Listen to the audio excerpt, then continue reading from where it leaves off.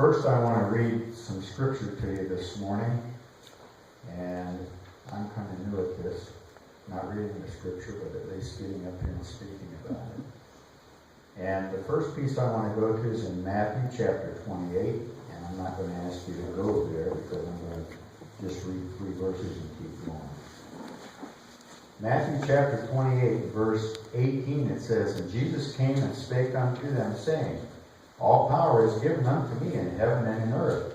Give ye therefore and teach, go ye therefore and teach all nations, baptizing them in the name of the Father, of the Son, and of the Holy Ghost, teaching them to observe all things whatsoever I have commanded you. And lo, I am with you always, even unto the end of the earth." And then I'm going to go to Mark, the end of Mark. "And he said unto them, Go ye unto the world, and preach the gospel to every creature. He that believeth and is baptized shall be saved, but he that believeth not shall be damned. These signs shall follow them who believe. In my name shall they cast out devils, they shall speak with new tongues." Now that's talking about the apostles. It's not talking about somebody like me. But he does tell us to go. Okay?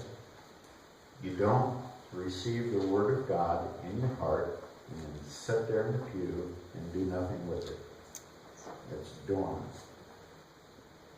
You don't have to go to Romania. You don't have to go to Africa. You don't have to go to these places to be on mission. Where do you go? Right out the door. When you walk out the door, you're in the mission field. I personally was called to Romania 16 years ago. I was teaching a Sunday school class about a preacher about like Bill, only your age roughly, in a good-sized church, had a nice salary, very comfortable. Had a couple associate pastors that would speak for him, had a youth pastor, had a secretary, just like you do, groundskeeper, all that. You do have a groundskeeper. And after a couple of years of this, he felt God leading him into the mission field. And he just kept, that's not for me. Well, I was sharing this with my Sunday school class. My wife and I co-taught young adult married couples and taught them everything not to do. But anyway, some of the things to do. And we had gotten, just a few months before that, a new pastor and his wife, and they were 30.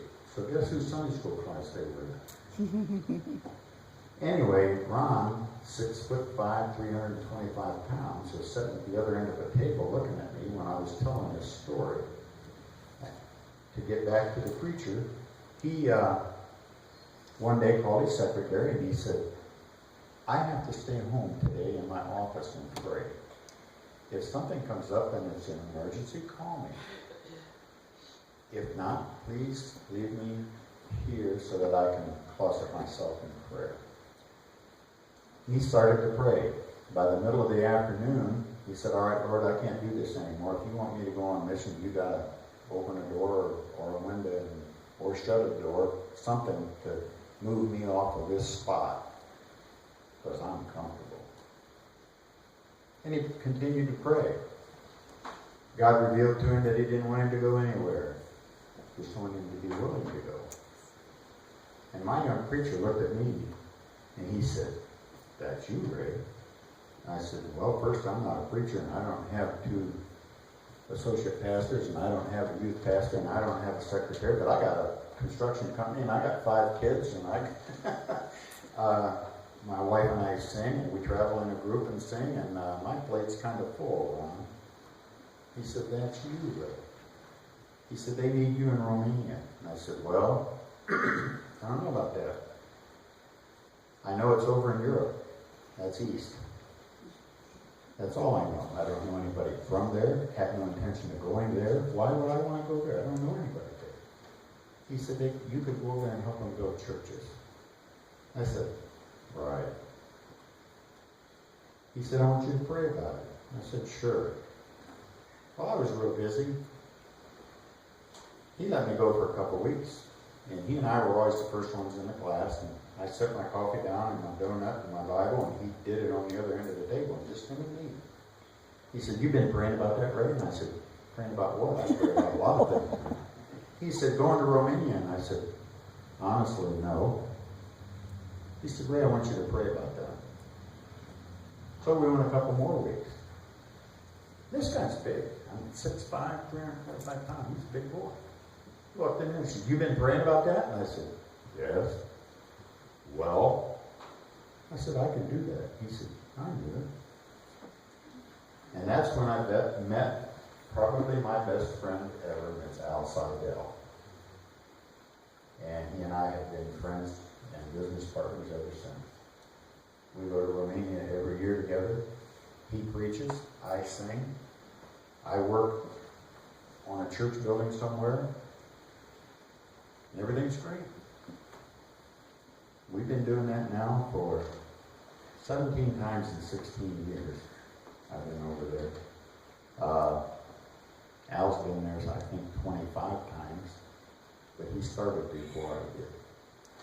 Anyway, building churches. Go ahead and run them, Joseph. This church sits on a site where the communists bulldozed Pastor John's church off of it the day they put him in prison for being a Baptist preacher. Run them.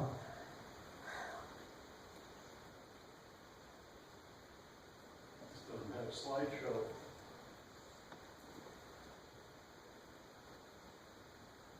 I don't know what you did, brother. Click on the blue circle near the bottom. Yeah. In the middle. Mm-hmm. You know, just hit that one and you will hit slideshow. That's Well, that's the same one you were on. See slideshow. Blue circle near the bottom. Middle circle. Keep going. No. Keep going. Keep. There.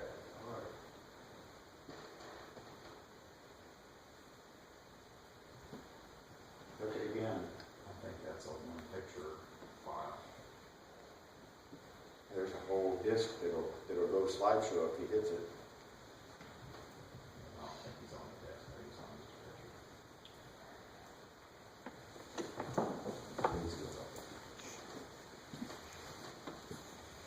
Anyway, the first time I went to Romania, I walked around for about a week wondering why God had me over there. I was there with 12 preachers and a nurse. They took me out on a Wednesday night to a building that was deplorable. No one in this congregation would even walk in that building, let alone call it a church. It was 2 rooms with a aisle down through the middle, door on the front and a door on the back. Right-hand side had a room in it with 50 folding chairs. The left-hand side went into the restroom, and there was a 4-inch hole in the floor over the sewer line. And if any of you ever been to Europe, you know a 4-inch hole in the floor is strictly for the sewer. They don't have a commode, they don't have anything. This church is in Verjoya. Now that is not where I started on it, but that's where I worked on it for about 5 years. See the gravel floor? And those young people, they're all now 20. This young man went with me that year. We were working inside the year before we poured the concrete floor. This year we're finishing the insides. You can see all the equipment we're working with there. And a new thing to them was drywall. That's the first building in that town that had drywall in it with insulation. And we ended up with electricity, and you can see the 2 classrooms. Now, those are the 2 classrooms. There's 27 kids go in one of those classrooms for Sunday school. 27 kids. This is where we're building the office for the pastor and an office for a cry room at the very front entrance to the door. That's the mayor of the village. Here in concrete blocks for him. You see the busted window in that door. A goat came down off the mountain and rammed its head into the window because he thought it was another goat. So we had to build a fence around the whole church Oh, to my keep the goodness. goats, the wild animals Oh, out my of there. goodness. And that is Victor, my dear friend, who I meet with every year when I go over there. He's the overseer for that church in Perjoya. Just a wonderful guy. He's a he's a supervisor for the railroad in that area. That's the ceiling that you're going to see later installed. The lady that brought that cow out there, that's the road. That's Main Street, believe it or not. Wow, wow. And that's my friend Al Seidel. I'm giving him a hard time about something. He's always like that. Easy to get along with. Now this is in Onest, Romania. This is the mother church for all of the churches that we build around there. That is concrete railroad ties, and we turned them upside down and made a nice parking lot. But they were used railroad ties. That's the first building I was telling you about. That's what it looks like today. And it was a sewer when we went there. When I went there 17 years ago. That town, now this is Dofkiana. You're going to see pictures of that later too. There's Victor. Now Marius, who I picked up as a dear friend, and there's a real story behind him. That's a year later on Dofkiana. As you see, it progresses each year. Inside, we're still working on that one. That's the project we're going to do the next year. We're going to try to get that finished inside. That's a meeting room in the back of the church. That's back in Onest. Marius was my translator. That's his present wife, Laura. Now this is up above Pierre Canim's. That's a haystack. That's a fire truck. Horse-drawn. They used that up till just not too many years ago. And that's the pumper by hand on each end of it. And this is in a city with 65,000 people in it. All right, can you go to the next CD now?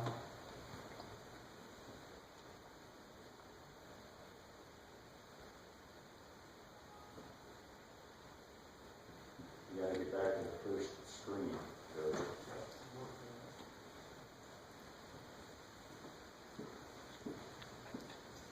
Just go on, go on now. That's the newest one.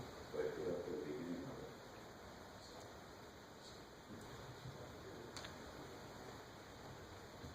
it. I got enough to go about 4 hours. I'm trying to condense it all down here for you. Get comfortable. There. Go to that one.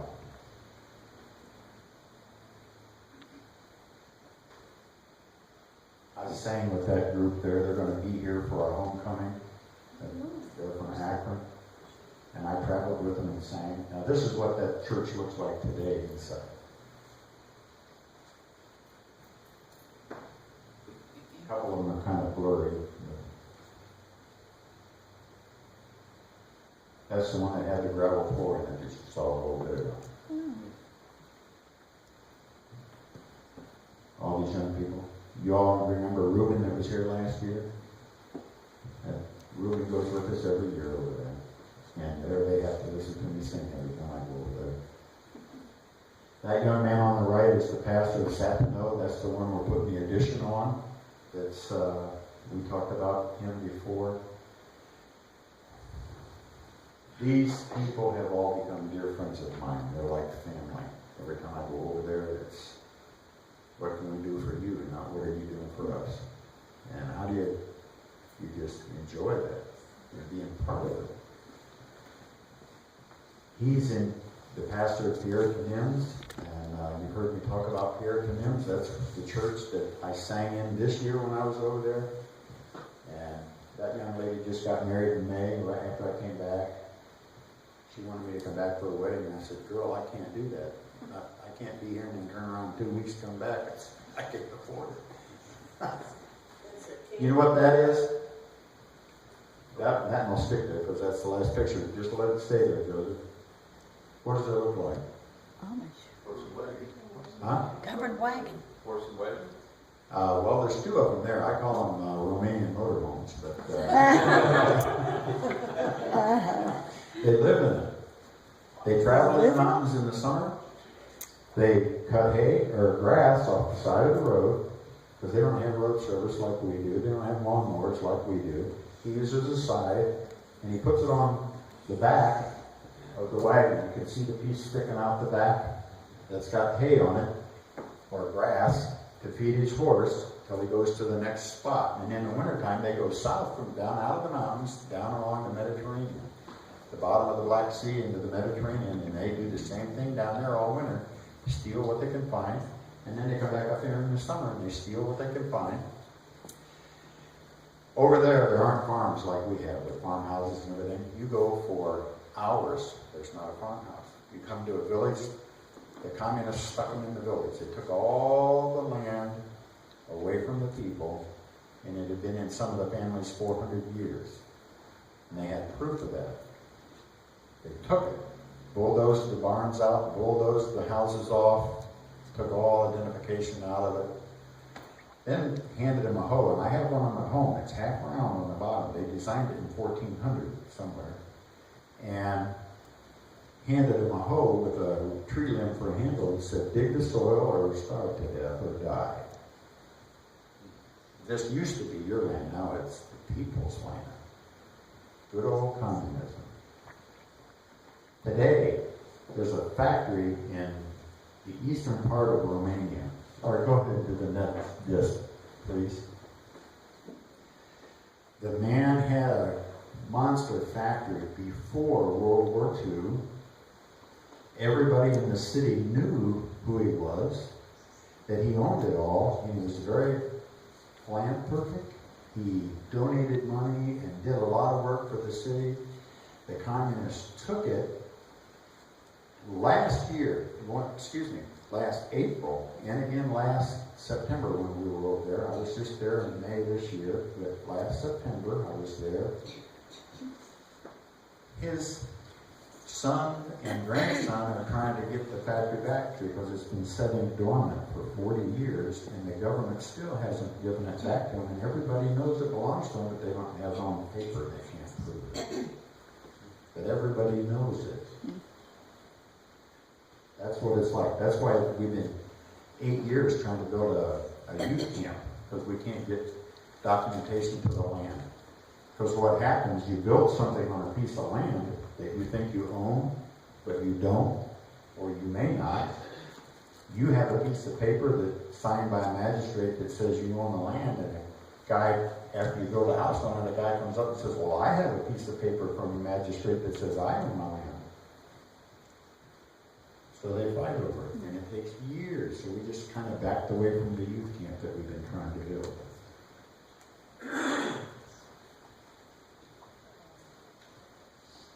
Did you get that on slideshow, Joe?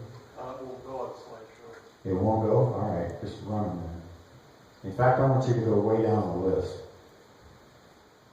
Just start clicking down the list.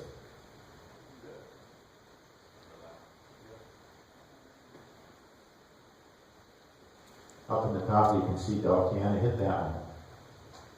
That's an old one. Now, run down the list.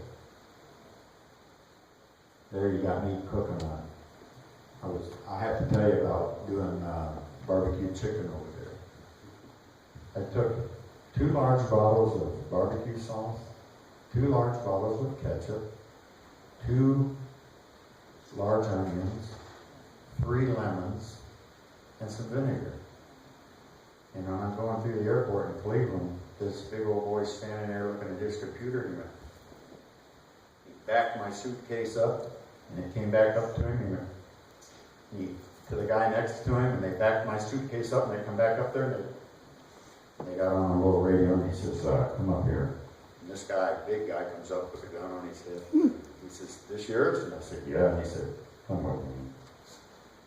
And we went a half a mile from anybody.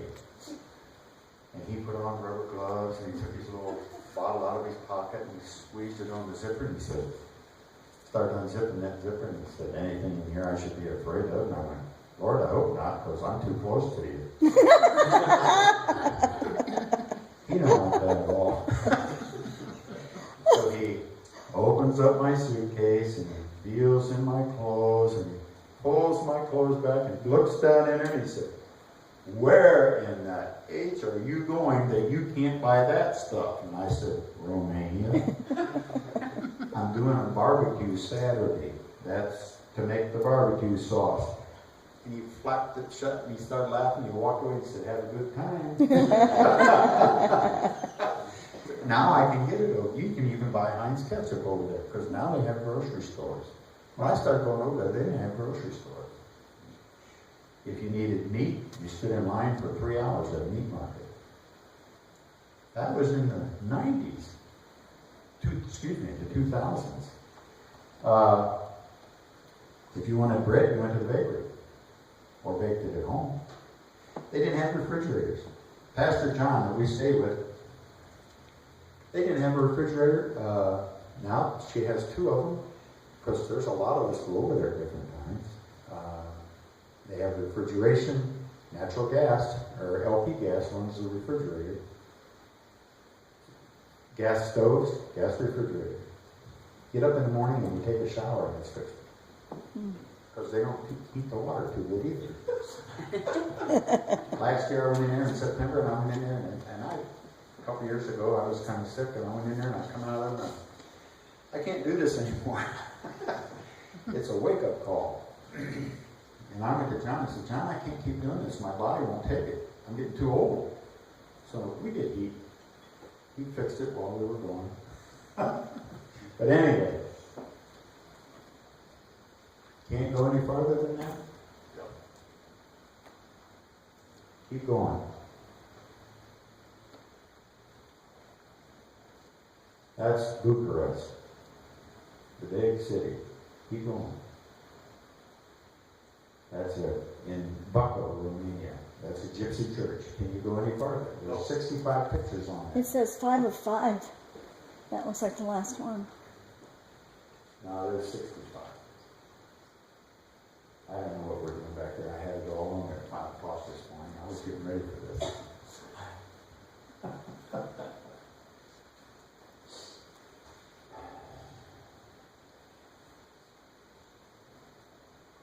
Is that under pictures? You went under camera with that last one. Okay. Go down under camera. You put it right in there. These ones here? No, we already saw those.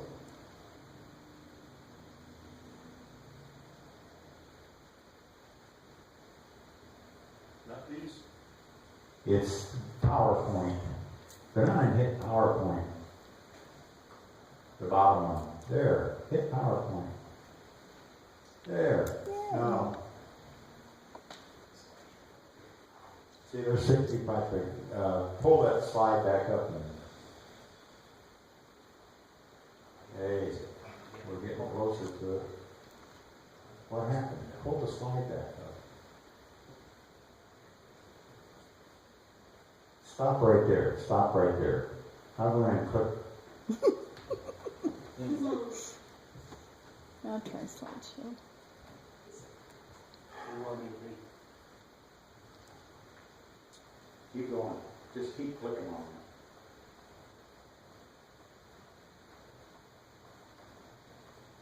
Oh. Oh. This one? No, back up to the 20. 20. This is the church at Satino. And we're going to, it's already being done. The roof's coming off, second story going on, new roof, and it's going to be an apartment for the young pastor that I pointed out earlier, and his wife. All right, go to the next 21. That's him. You saw him a little bit ago when I pointed him out. All right, just go down one at a time now, Joseph. This is inside the church. We built this church since I've been going there. This is one of them. Keep going. Just click one at a time on the side here and they'll come up. And then go down and hit this bottom arrow down here. And stay over here with your pointer.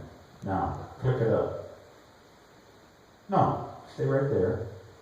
Come back down there on the point and start clicking. That'll push them up.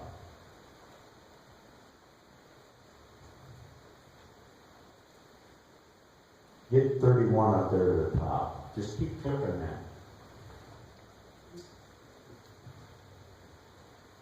This is food that we buy for these people. We help them through the winter. This is out at Sacramento. That's one poor old fellow that probably isn't as old as I am.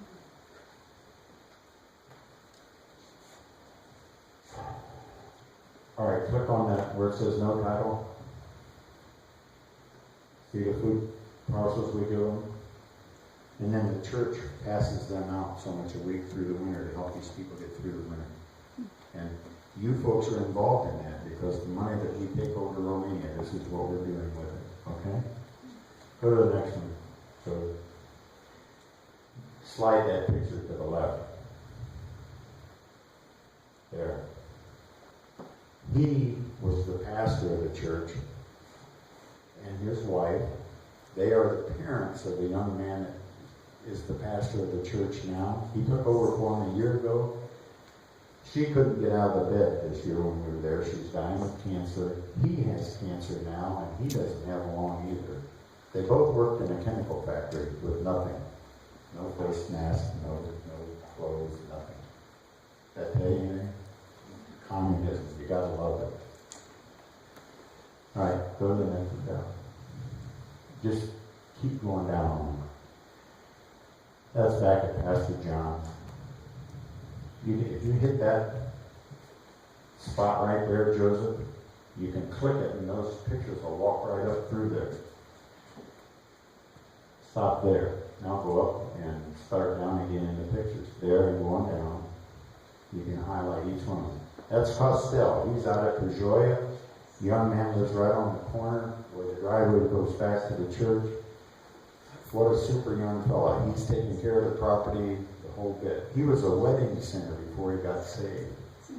Now my friend Victor says he's my Timothy because he's running the church and he's 29 years old. And the church is full. Go on. That's Mike May on the right. I think most of you probably know him. And the pastor on the left is, again, at Pierre Canins, the big church. Come on back to the next, right there. Click on that. See, there's Alan Seidel on the left, and I'm Ben over there on the right. And we're working at Pedroia on that roof this year. We got pictures here that show what we did there, but I don't have them on this because Mike wasn't with us at the time. We put a whole new roof on that church, new gutters and everything, and it looks great right now. Go to the next one. That's the piano. Remember I pointed that one out? It had all the scaffolding in front of it before. This is our project we're going to try to finish when we go back next year.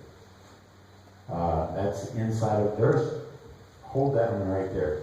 How would you like to live in either one of those? That's modern living in these villages. They have a well every half a mile or so that's hand dug that we don't get close to because it'd probably kill you if you drank any of the water out of it. But, or you'd wish you died anyway. All right, go on down. This is a couple's home we visited. Click it. You know that old guy on the left. You have to listen to him every once in a while. Alan Seidel on the right. Now we're in Dauphin, inside now, that church I just showed you. Go ahead. Now here, we're at Pierre Canins. The stage is right here. That's the first balcony. This church had 3 balconies in it. Go ahead, Joseph. There's room in there. Go there. Click. There's Alan preaching. There's Pastor John praying. Click. You know that guy? Mm-hmm. Imagine standing there by yourself with a huge auditorium. And the guy running the sound was up on a level and he didn't have a clue what I was trying to tell him. I've been there before. But it was great. Now we're back in Onest. That's the mother church for all of us that we work with. Go on down. There's me again. There's Pastor John outside. It was a beautiful day, May 8th. Truck there, 50. These little ones, this little girl in the middle, I've got pictures holding her when she was just a tiny baby. Her parents are great people that speak English. She's 4. She knows all the words to all the songs. She leads the music when those kids get up there. I mean, she belts it out. And it's great. Now, her dad went to the seminary in Bucharest, where all of the young pastors have to go to be teachers over there. Go ahead, Joseph. There's this church, the one I showed you that was brand new, that I said was a sewer when I walked in it the first time. I showed you the pictures where it was brand new. That church that we started 15 years ago is the mother church for this church that I'm in here today. This church now, after 2 years, is the mother church for another one that we started in another village. Praise God. That's how it works over there. These people are starved to get the Bible, to hear somebody that cares to come to talk to them. That's the father of the little girl that I told you. Now, this is back in Dauphiana. And there's my good friend Costello, the wedding singer, who now sings for the Lord. Very pleased and proud of him.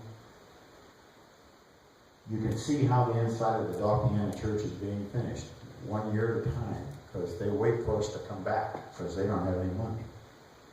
And that's what we're doing with the associations helping us, you folks here in this church are helping us. And this is what we're doing with the money.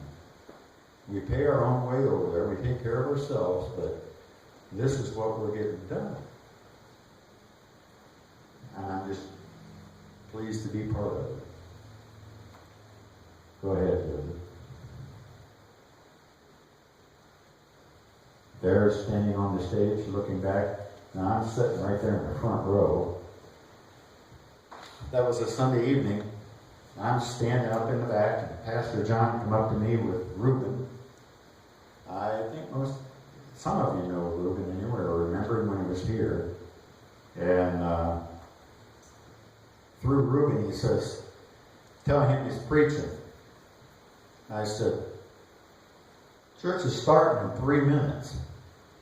He said, you're going to start preaching now. And I gave him exactly what I just gave you a little bit ago. I sat down and, Lord, you got to help me with this one. And I opened my Bible up and I went to Matthew, and right at the very end of it, and Mark is basically the same thing. And Matthew, Mark, and Luke, right? And you can go through to the end of each book and you'll find it. Go tell them. And they got us all up front. Well, Mike and I, Alan, I don't think was there that night. That's Pastor John on the left. He was in prison in the 80s for being a Baptist minister. Public enemy number 1. I got a newspaper at home that showed him public enemy number 1 for being one of them, being a Christian, because it wasn't allowed. He's got his serial numbers tattooed in his arm for being a prisoner.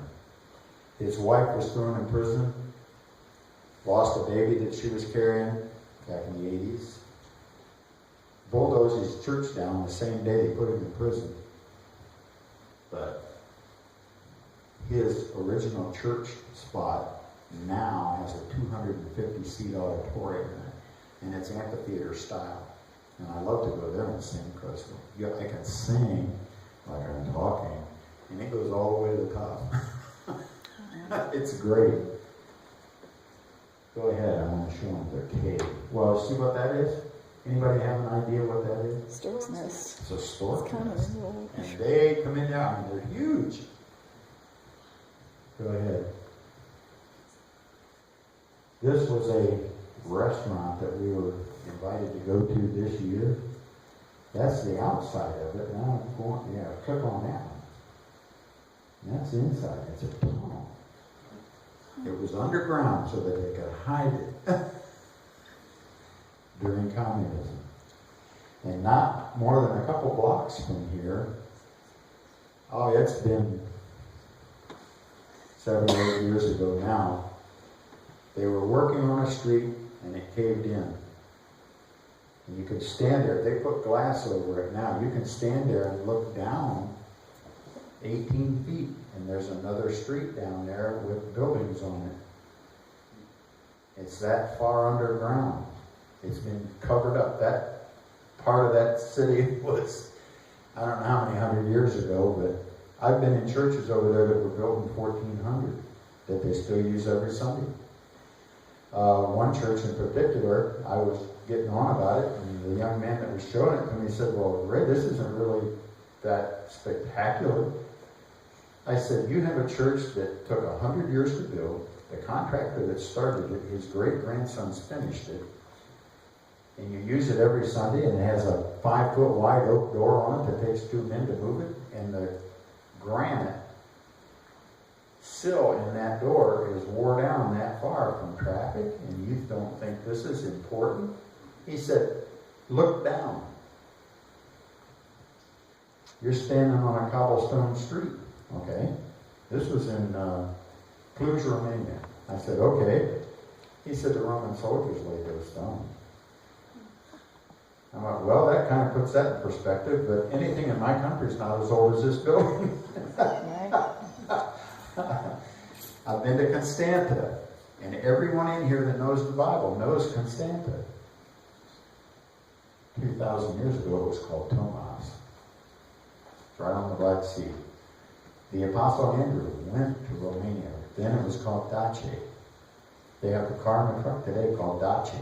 And they have a beautiful old car made by Dacia that's got the name Logan right on the back of it, because I took a picture of it for my grandson, Logan. But I guess what I want to say before I run out of time here, if you pray like I did and do years ago about God using you, and I thought He was. I mean, my wife and I taught Sunday school. We sang in a gospel quartet and we traveled. We were busy. I had a construction company, 5 children, built all over the place, busy, working in the church, leading music, building a grounds committee, the whole 9 yards.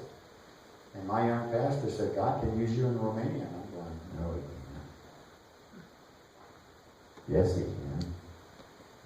All right, I'll pray about that. I had prayed, and my wife will testify to this, we discussed what we were going to do when we retired. We were going to go help the Ohio Baptist builders build churches. And when I think of that and say that, I picture God in heaven standing up there with a good sense of humor going, wait, I see where you go. And when it came, I'm thinking, no, I can't do that. And I've been praying, God use me. And the pastor says, they can use you to build churches. And I'm going, not over there. I've helped build 4. And I'm just pleased to be part of it. Thank you.